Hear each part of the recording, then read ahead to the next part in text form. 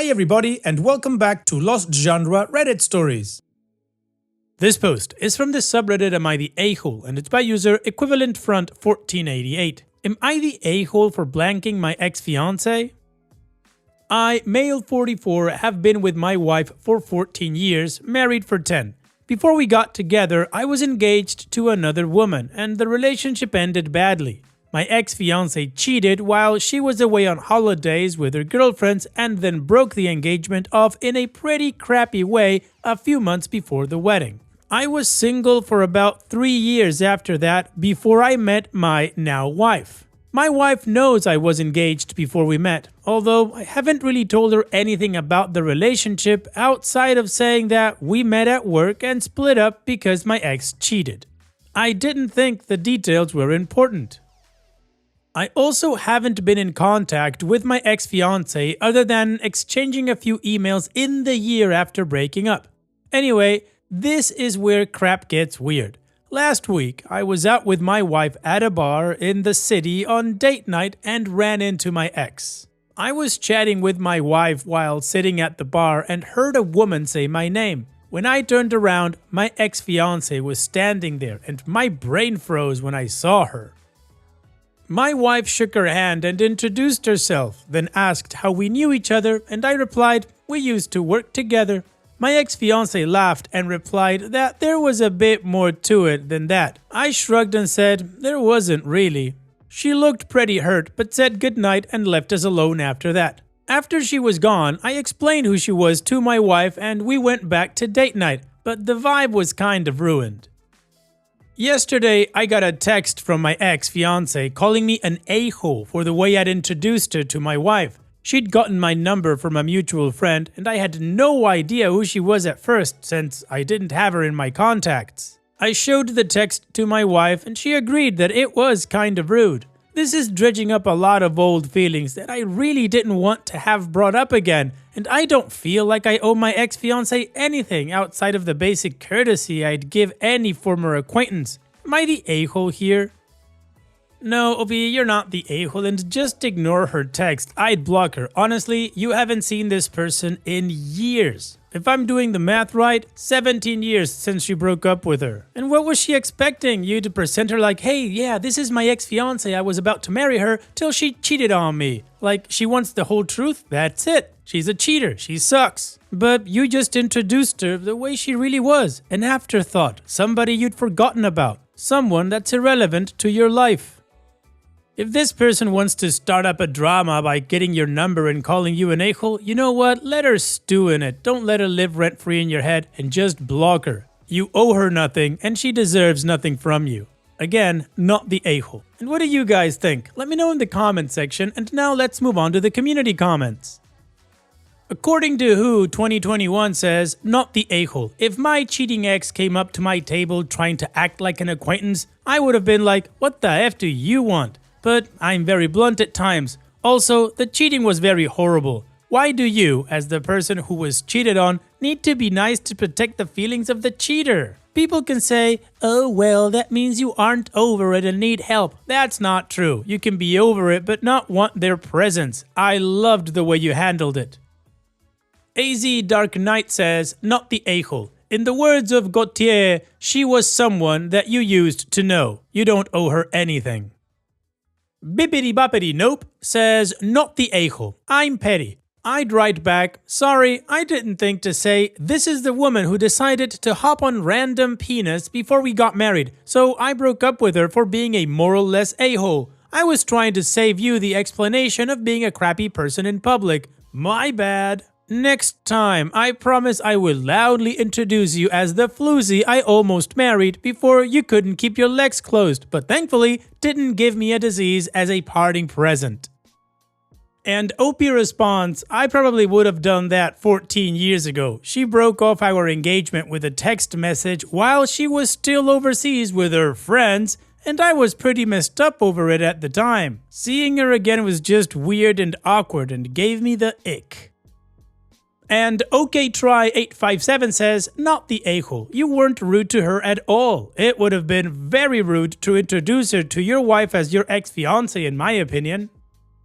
It was rude of your ex to even approach you. Why would she think you want to speak to her at all? You didn't mend fences and become friends, then drift apart. The fact that she got your number from a mutual just to text you and say you're rude is beyond inappropriate as well. You're already giving her more attention than she deserves, but it's attention she'd likely be happy to hear about you and your wife giving her. Additional information from OP's comments. First, I don't think my wife is an a-hole at all. She didn't chew me out or anything like that. Her comment was that it was kind of rude to introduce my ex that way, but she wasn't bothered by it. Mostly, she just thought it was funny and a bit savage. When I saw my ex, I was kind of freaked out in the moment and blurted what I said out without thinking. Then, I just wanted the situation to be over as quickly as possible. I wasn't trying to be intentionally rude, but I guess in hindsight, it was kinda crappy. I'm on the fence about acknowledging the text at all. My wife also commented that my ex was a psycho for going out of her way to get my number and get in contact afterward. I thought that was all pretty reasonable. The community's in agreement that OP is not the a-hole and that he doesn't owe his ex anything. So now, let's move on to the update to see how this story ends. First, to those of you that are curious about how my ex cheated on me, she met someone while on holidays in Thailand. She was over there for 2 weeks as a hence holiday sort of thing with her 3 closest friends and decided she wanted to continue traveling and find herself after effing the other guy. The breakup text came first after I tried calling her after not hearing from her for days. Then she admitted to sleeping with this backpacker when she got back home. Although at first she trickled truth saying that she wanted to F him but didn't think it was fair to me and they just exchanged email addresses, whatever. Ironically, she ended up getting married less than 2 years after we split. Mutual friends told me about it. I didn't see a ring on her finger when I ran into her recently, so I'm assuming she's divorced now. Anyway, I spoke to my wife about the situation and decided to just block my ex without replying. Yes, OP, well done. I know that'll probably be disappointing to a few of you, but I didn't want to spend my time and energy on that crap.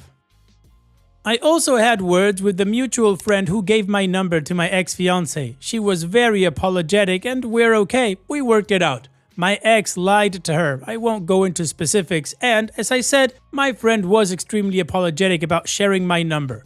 Also, I wanted to set things straight regarding my wife to those who didn't read my comments on my original post. She wasn't upset over the way I'd introduced my ex-fiancé, she actually thought it was pretty funny. She also thought it was kind of rude but totally justified. She's cool, I'm cool, we're cool. Well, OP, as I said under my breath there, I think you made the right choice. Just don't give water to this kind of crap. Block, move on like you've already done. So here's wishing you the best, OP. Take care and thanks for sharing. Now let's move on to the next post that also has an update.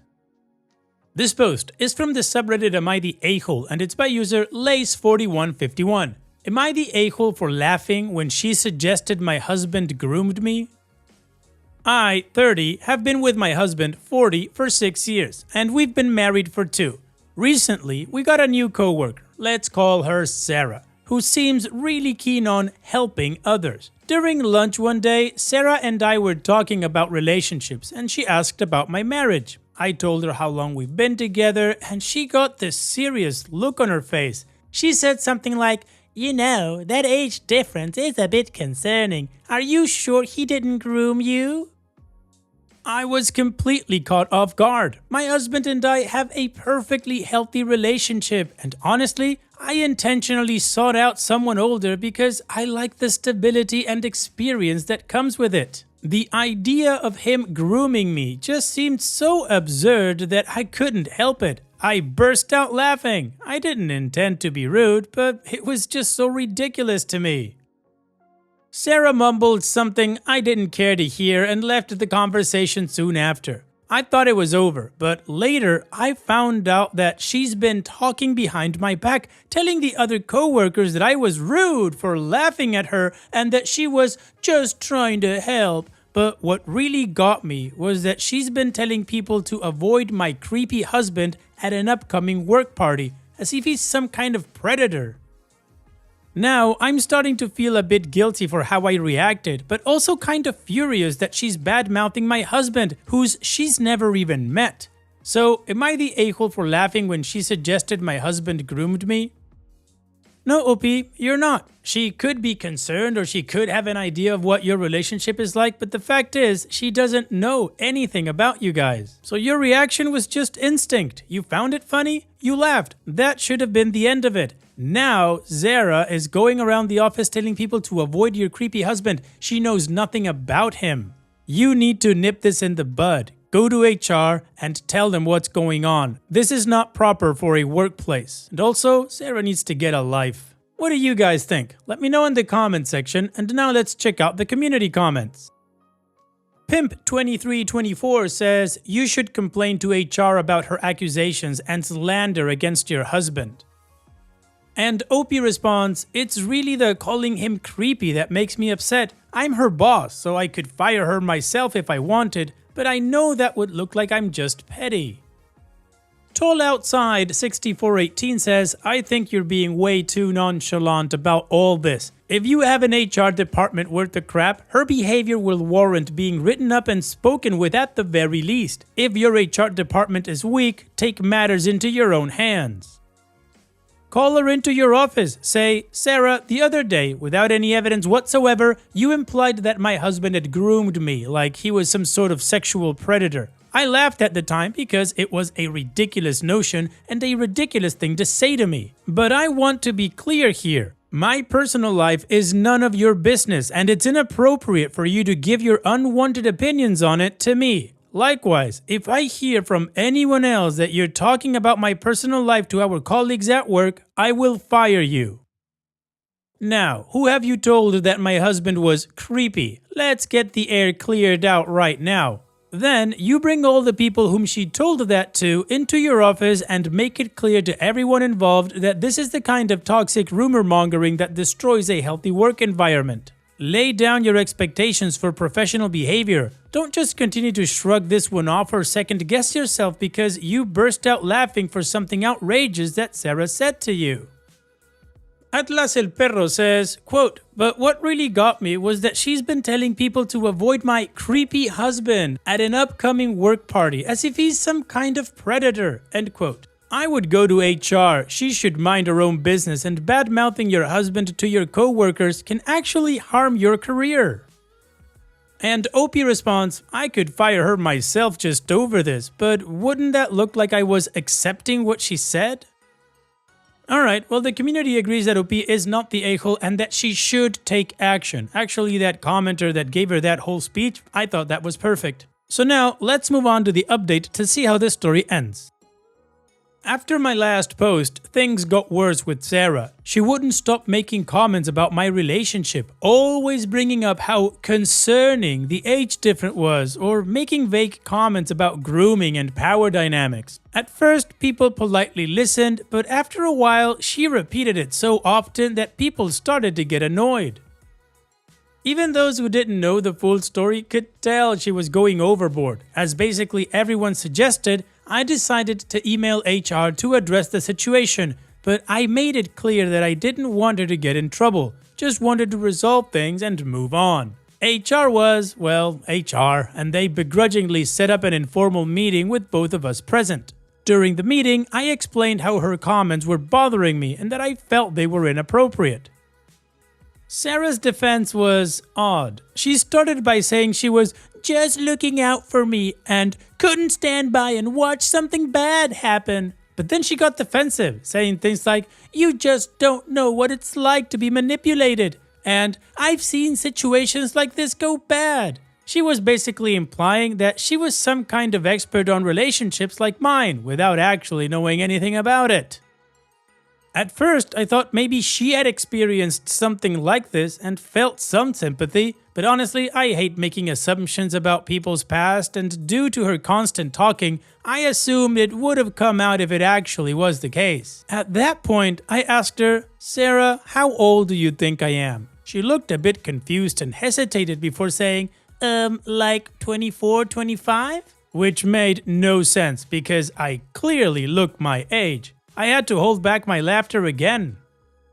When I told her I was 30, her face turned bright red and she didn't know what to say. The room got pretty awkward after that. HR stepped in and gently reminded Sarah that while it's okay to care about coworkers, constantly making unsolicited comments and spreading rumors wasn't appropriate. Sarah didn't say much after that and seemed pretty uncomfortable. She apologized, though it felt half-hearted. Since the meeting, she stopped making comments about my husband, but things between us have been pretty awkward. At least the issue is resolved, and I'm happy HR handled it without escalating things further. Well, OP, I'm gonna call this a positive update. You were able to shut Sarah up, and HR also told her that, look, it's okay to care, just don't spread rumors. Which she was just basically making up. Anyways, here's wishing you the best, OP. Thanks for sharing and take care. And now, let's finish this video with a mood booster post. This post is from the subreddit Malicious Compliance, and it's by user FeedUcT, the double-sided policy disaster. I work in a small office, and like a lot of companies, we've got that one manager who's obsessed with cutting costs. Ours is Mark. Mark wasn't a bad guy, but he had this laser focus on reducing expenses, no matter how small. One of his biggest obsessions was paper. He was convinced we were blowing our budget on printing, so he implemented a new policy. Everything had to be double-sided. It wasn't a suggestion, it was a hard rule. Mark sent an email to everyone in the office, CCing HR to make it official. From this point forward, all printing must be double-sided, no exceptions. If we catch unnecessary single-sided printing, there will be consequences. Most of us didn't see it as a big deal for internal documents, but there were times it was a problem. We regularly worked with contracts, legal forms, and client documents, things that, for whatever reason, often had to be single-sided. A few of us raised concerns about this with Mark, but his response was always the same. Rules are rules, double-sided saves us money, stick to the policy. Now, here's where the malicious compliance comes in. A couple of weeks later, we got a massive contract from one of our biggest clients. Let's call them Green Tech. The deal was huge, easily one of the biggest projects we'd handled all year, and it came with a lot of paperwork. The instructions from Green Tech were crystal clear. The contract had to be printed single-sided to meet their legal department standards. I figured this might be one of those rare cases where Mark would make an exception. So I went to him, explained the situation, and showed him the client's instructions. Mark just shrugged and said, "Company policy is company policy. We're not wasting paper. Double-sided." At this point, I knew where this was headed, but fine, I followed the rules. I printed the entire 80-page contract double-sided and sent it off to the client. A couple of days later, we get an email from Green Tech. They weren't pleased. In fact, they were asking us to reprint the whole thing single-sided this time, or they'd reconsider doing business with us.